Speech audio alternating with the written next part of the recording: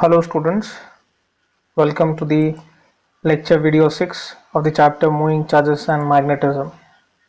Today we shall discuss magnetic force on a current carrying conductor, Ampere's circuital law, and application of Ampere's circuital law to find magnetic field due to a infinitely long current carrying conductor. Proceeding with magnetic force on a current carrying conductor, let us consider a conductor having an area capital A and length L placed in the magnetic field. Here magnetic field is into the plane of the paper, and let us consider charge, that is a positive charge with a magnitude Q. Let N be the number of charge per unit volume, and total volume of the conductor will be A into L. Here A is cross sectional area and L is the length. Multiplying both, we get the volume of conductor.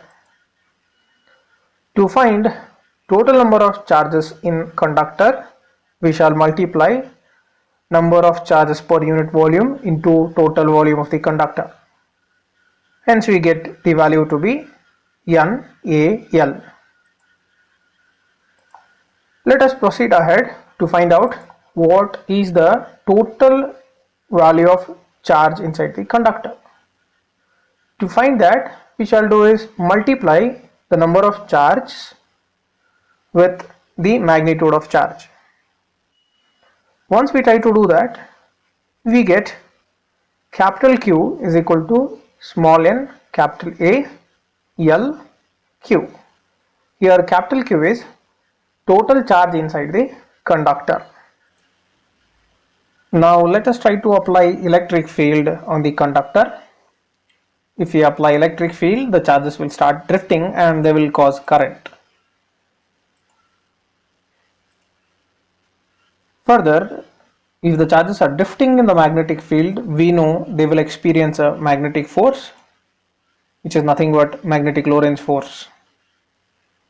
Here we can find the direction of force by using cross product, that is V cross B can be given using this diagram. Curling fingers towards B and thumb gives me the direction of force. Each charge experiences force in upward direction, so the net force on the conductor will be in the upward direction. Let us proceed to find out what is the final expression. We are interested to find the RHS of the expression in terms of current. So let us substitute the value of Q in this equation. We get F is equal to NaL small q Vd cross B. Here we have just open up the brackets, and here we are trying to do is just removing the direction from drift velocity and giving it to length. So here drift velocity has become a magnitude only and length is magnitude along with the direction. We will know why we have done it in couple of minutes. And we have noticed that this is current.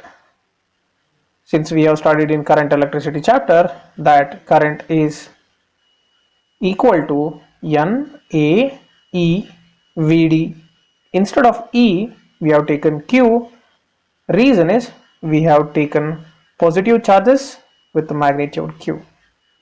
If we had taken electrons, we would have substituted electrons with minus E here. Further, I can write F is equal to I L cross B. Now let us try to find out why did we try to exchange the vector quantities.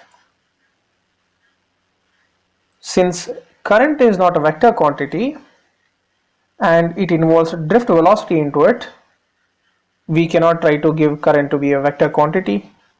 That's why length is treated as vector, and length will have the direction as same as that of current. Let us proceed ahead and try to find out magnitude of this force. We can write magnitude of force as F is equal to BIL sin theta. Note, when theta is equal to 90, force will be maximum. That is, when conductor is perpendicular to magnetic field, then force is maximum. If the conductor is parallel to the magnetic field, that is theta will be equal to 0, then force will be equal to 0. Proceeding ahead, let us now try to study Ampere's circuital law. It states that the line integral of magnetic field B around a closed loop is equal to mu naught times the current passing through that closed loop. Mathematically, we can write it line integral B dot dl equals to mu naught I. This is read as line integral over a closed path. This circle represent it is for a closed path. Proceeding ahead, here Ampere's circuital law is an alternate method which can be used instead of Biot-Savart's law. Let us try to understand the Ampere's circuital law in detail. Let us take explanation for Ampere's circuital law. Let us consider a closed curve enclosing an area, as you can see here. Let us try to take a small length element dl on this curve as shown here. Assuming that magnetic field is tangential to the curve in this direction. If I try to take line integral for B dot dl, we get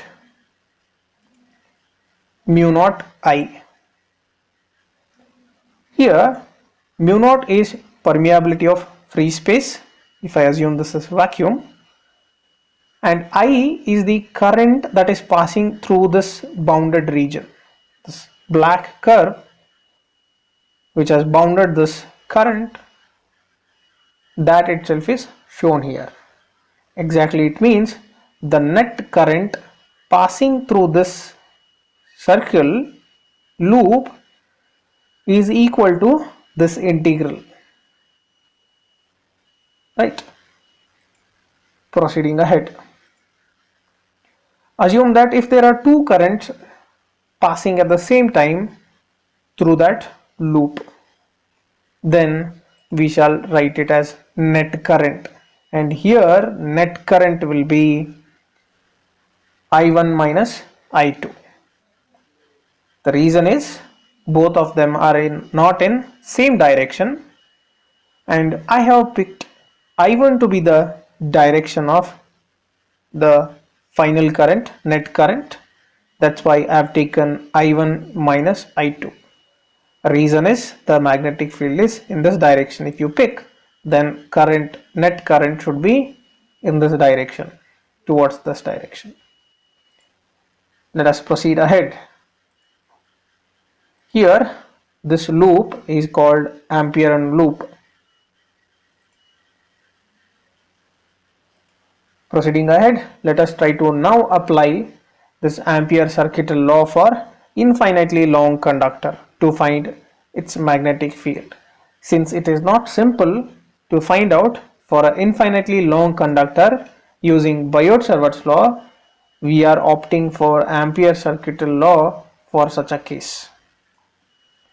Consider an infinitely long conductor as shown here. Let I be the current flowing through it, and P be a point at a distance of r. The distance should be a perpendicular distance. Moving ahead, Let us try to draw an Ampere loop with the radius of r. To find the magnetic field at point P, let us try to consider a small length element dl such that B is passing through it and the direction of P is tangential to the circle, that is Ampere loop.